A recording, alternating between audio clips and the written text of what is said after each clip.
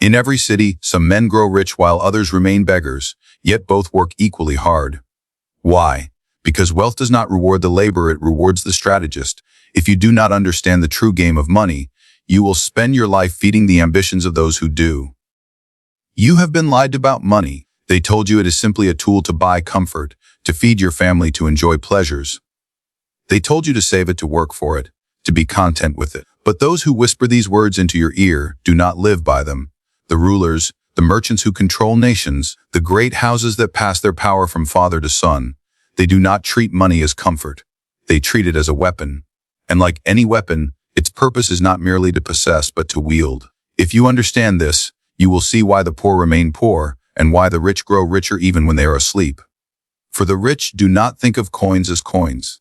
They think of them as soldiers. Each gold piece is a loyal servant sent into the world to work for them, to return with more allies, more influence, more control. When you spend money without thought, you kill your soldiers in pointless battles. But when you invest it into the right places, into influence, into opportunity, into strategic generosity, you send them to conquer new territories for you. Look at history. A prince does not feed his army out of kindness. He feeds them so they march for him. He gives them armor so they fight for him. And when the war is won, the prince gains more than land. He gains loyalty, fear, and the power to dictate the terms of peace. Money works the same way. When you direct it with precision, it brings you allies you could never buy with words alone. It silences enemies who would otherwise rise against you. It buys you the most valuable commodity of all, choice. The choice to act when others are paralyzed. The choice to retreat when others are trapped. The choice to say no when others are forced to beg. The common man spends his life trading his time for money.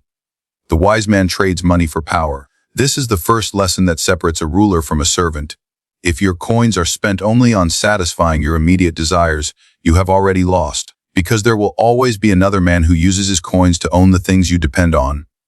He will not only sell you your bread, he will own the oven, the fields, and the rights to the road you take to reach them. And once he controls these, he controls you. Understand this truth: money is the blood of influence. Without it, power withers. But power without visible wealth is often safer than visible wealth without power. The cunning know how to disguise their fortunes, how to hide their abundance while letting their influence be felt everywhere. This is why the most dangerous men in the city are often not the richest merchants on paper, but the ones who finance them quietly, shaping markets and politics from the shadows. A coin in your hand can buy a loaf of bread. 100 coins can buy a baker, but 1,000 coins, well placed, can buy the guild that decides who may bake bread at all. When you understand this, you stop chasing money like a thirsty man chases water, gulping it down the moment you find it. You begin storing it, directing it, using it to control the flow itself. Then, it is no longer you who works for money. It is money that works for you. But this weapon must be sharpened. Just as an untrained soldier is useless, undirected wealth can rot. Keep your resources moving where they strengthen your position. A man who hides his gold under the floorboards gains nothing while another uses his wealth to secure lands, contracts, and favors. Idle money is no better than a rusting sword. It might still exist, but its value decays as opportunity passes. The rulers of Florence knew this well. They lent gold to rival houses not out of charity but to entangle them in debt.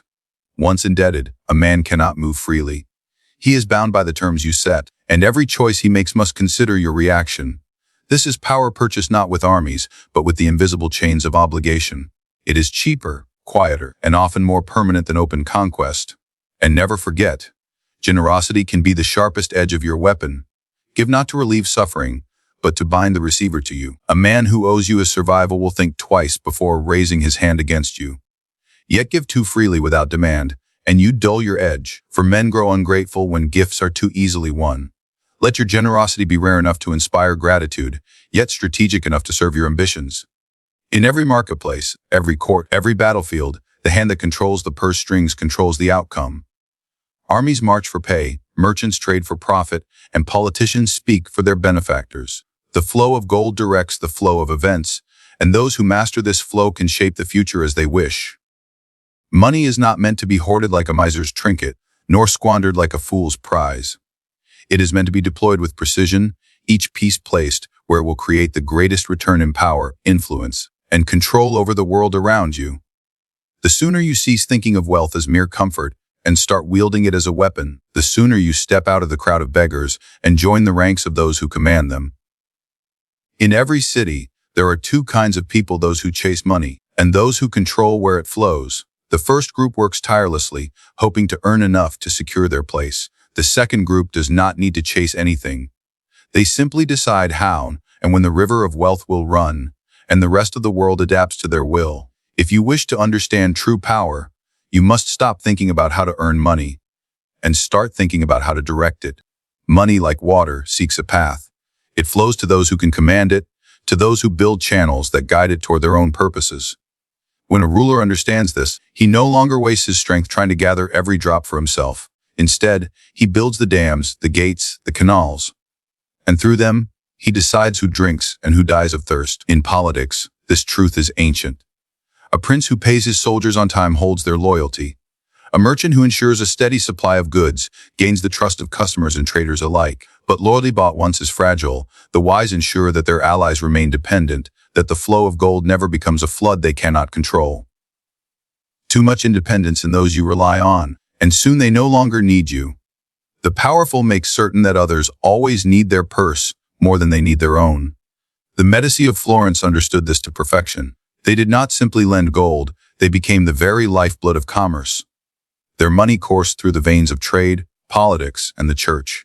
Anyone who wished to act in the city, from the lowest craftsman to the highest bishop, eventually found themselves connected to Medici funds.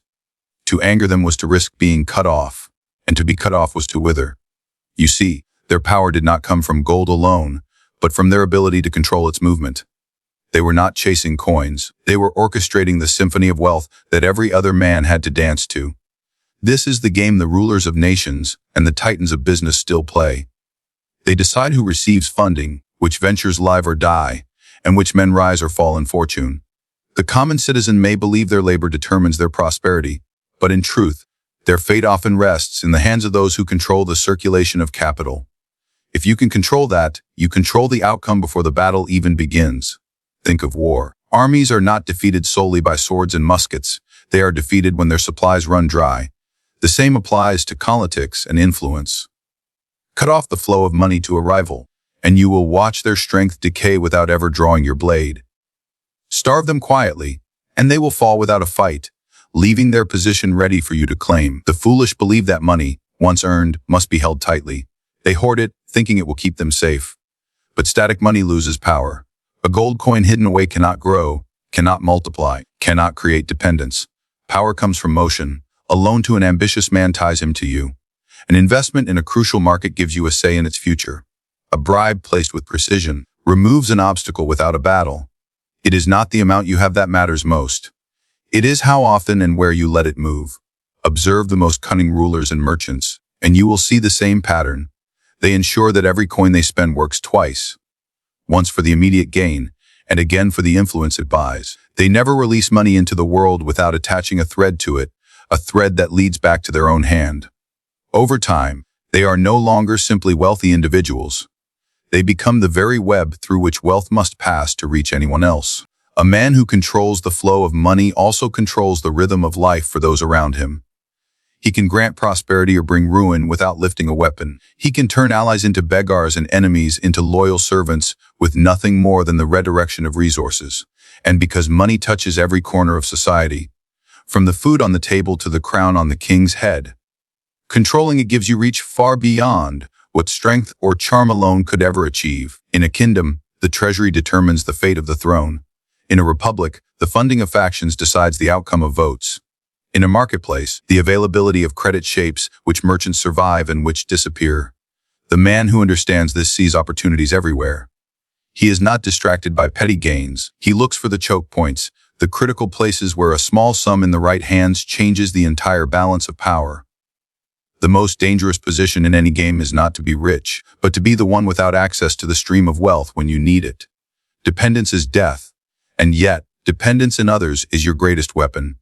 If the baker needs your coin to buy flour, if the merchant needs your credit to stock his ships, if the nobleman needs your support to fund his campaign, you are no longer just a man with money. You are the one who decides whether they eat, trade, or rule at all. To master the flow of money is to make yourself indispensable. It is to turn every man's ambition into a chain that leads back to you. It is to hold the invisible scepter that commands not by decree, but by the quiet knowledge that without you, the wheels stop turning. Those who understand this never truly lose, because even in defeat, they hold the keys to the next game. Those who do not understand it will forever believe that money is earned through effort alone, blind to the hands that truly move it. If you wish to rise in power, you must understand that generosity is a performance, not a habit. The masses believe that giving is a virtue, that the man who opens his hand most freely is the most beloved. This is a dangerous illusion. True generosity in the eyes of the powerful is not the constant scattering of wealth like grain to pigeons. It is the careful, deliberate act of giving just enough to win loyalty, admiration, and dependence, without ever weakening yourself. A ruler who is too generous becomes a servant to the very people he sought to command. They grow accustomed to his gifts, expect them as a right, and despise him the moment he stops. You see, human gratitude is short-lived. What begins as a quickly turns into entitlement. The people will cheer for the man who builds a fountain in the square, but soon they will demand that he fill it every day at his own expense. And when he cannot, they will call him greedy, forgetting every coin he ever spent for their comfort. The wise ruler, therefore, gives rarely, and when he does, he ensures that his gift serves his own strategy. A single, well-timed act of generosity can accomplish more than 1,000 careless handouts. It can buy loyalty at a fraction of the cost. And more importantly, it can make the receiver feel forever indebted. This is the essence of power, not that you give much, but that what you give cannot easily be repaid. Consider the difference between the fool and the strategist. The fool throws gold into the crowd to hear them cheer. The strategist lends that gold to a desperate man who controls a council's seat, knowing that when the next vote comes, that man will be unable to oppose him. One is praised for a day, the other shapes the city for years. Even in war, this principle holds. A prince might pay a mercenary army double the usual rate to secure their loyalty, but he will do so only when their loyalty will decide the outcome of a decisive battle. Afterward, he reduces their pay, confident that the victory has made his position secure. By appearing lavish at the critical moment, he wins devotion when it matters most, without binding himself to endless expense. But generosity must not only be rare, it must also be seen. If you give in secret, you may earn quiet gratitude, but you miss the far greater prize of public perception. The people do not measure your wealth by its actual depth.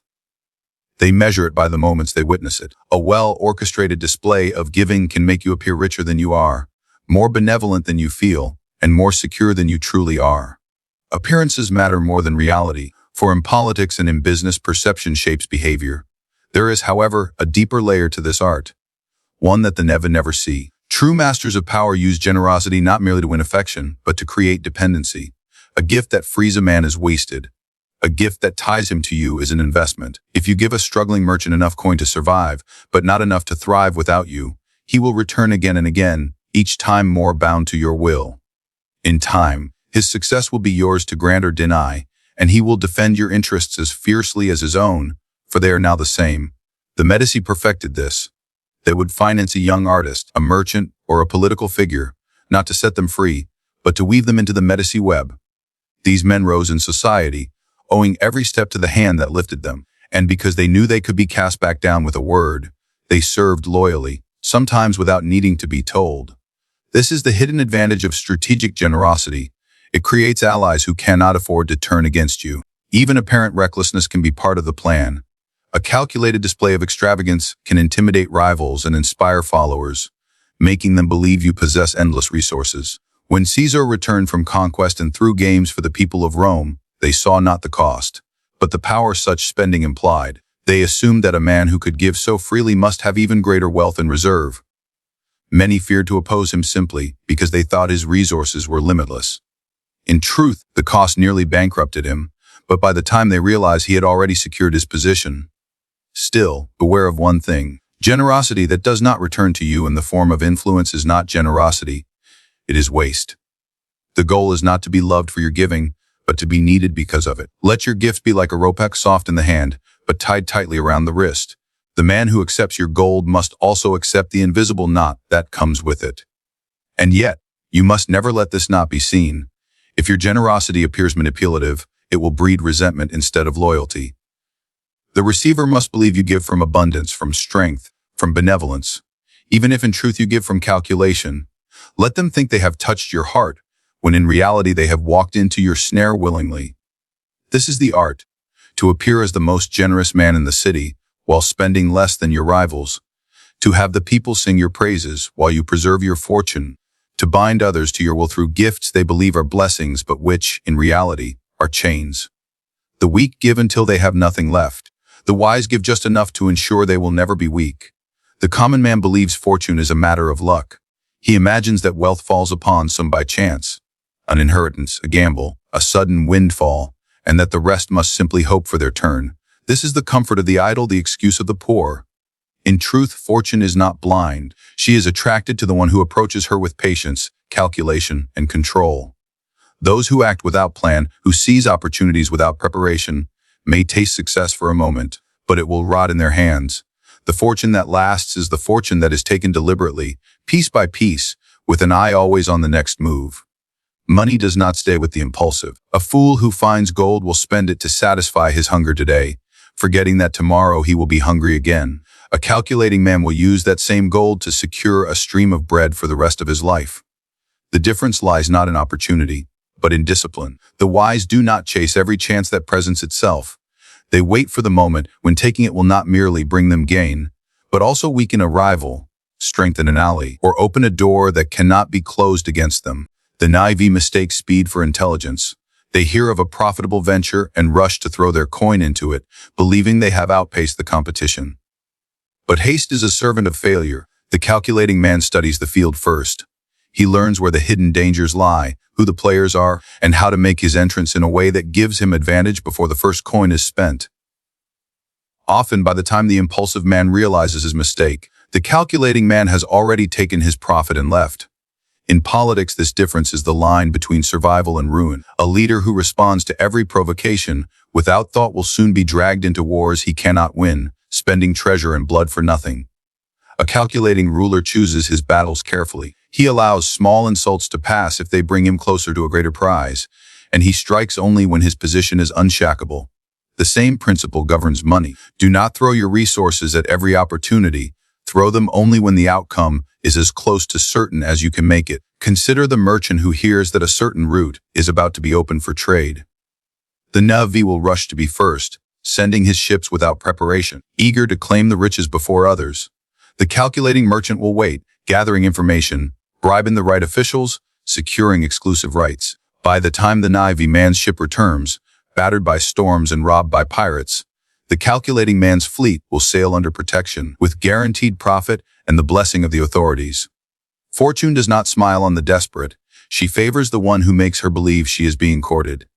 If you appear hungry, you will accept poor terms. If you appear patient, you will be offered better ones. Those who command wealth understand this game. They can refuse a deal that others would die to have, simply because they know there will be a better one, and because their rivals know it too. In the world of money, the ability to wait is often worth more than gold itself, but patience without action is stagnation. The calculating man waits only until the moment is ripe, and when it comes, he moves with precision and speed, striking so cleanly that others believe it was luck. They do not see the months, perhaps years, of preparation that made such speed possible. This is how fortunes appear to be made overnight, when in truth they were assembled piece by piece in the shadows. There is another danger in naive, the belief that every gain is permanent. The impulsive man, upon acquiring wealth, believes it will last forever. He grows careless, spending lavishly, making bold promises, trusting in the permanence of his position. The calculating man knows that fortune is like a tide. It rises and falls. When the tide is high, he builds defenses. When it is low, he does not despair, for he has prepared for its return. The naive ride the wave until it breaks. The wise build a harbor. Even generosity can be corrupted by this principle. The naive give in moments of passion, moved by pity or pride, without thought of consequence. The calculating give when it will secure something greater in return. They do not hand over coin without first deciding how that coin will return to them, multiplied and wrapped in obligation. A single calculated act of giving can yield decades of influence, while 1,000 impulsive gifts will leave a man broke and forgotten. Fortune also favors those who know how to appear weaker than they are. The navy think that showing all their wealth and strength will deter rivals. In truth, it invites attack from those who envy them. The calculating man hides his abundance, revealing it only when it will deliver the most decisive blow. By then, his rivals have underestimated him, leaving themselves exposed to a strike they did not see coming. And yet, the greatest weapon of the calculating man is not cunning alone. It is restraint. Knowing when to walk away from an opportunity, when to let a rival waste his resources, when to accept a smaller gain today to secure a larger one tomorrow. This is the mark of mastery. The naive chase every glimmer, exhausting themselves in 100 small battles. The calculating man chooses only the wars that will reshape the field entirely in his favor. In the end, fortune is not a gift, and wealth is not an accident. They are the result of countless small decisions made with clear eyes and steady hands. The naive see only the prize and lunge for it. The calculating see the game in its entirety, moving with patience and precision until the prize walks into their hands of its own accord. Wealth is not merely a measure of coins in your possession. It is a force, a weapon, and a language spoken only by those who understand its true nature. The Navy will always see money as a reward for labor, something to be earned and spent. But the powerful see it as a living army to command, as the current that moves all other currents, as the tool to bind allies and weaken enemies, as the prize that comes not to the fastest, but to the most calculating. If you treat money as comfort, you will remain comfortable only until someone hungrier and wiser takes it from you. If you treat it as power, you will shape the terms by which others live. Fortune will not wait for the blind. She walks with those who see her coming, who prepare the ground for her arrival, and who strike at the exact moment when her favor can be secured for years to come. Understand these principles, and you will cease to be a servant to wealth. You will become its master. And once you master wealth, you will find that you no longer chase power. Power will chase you.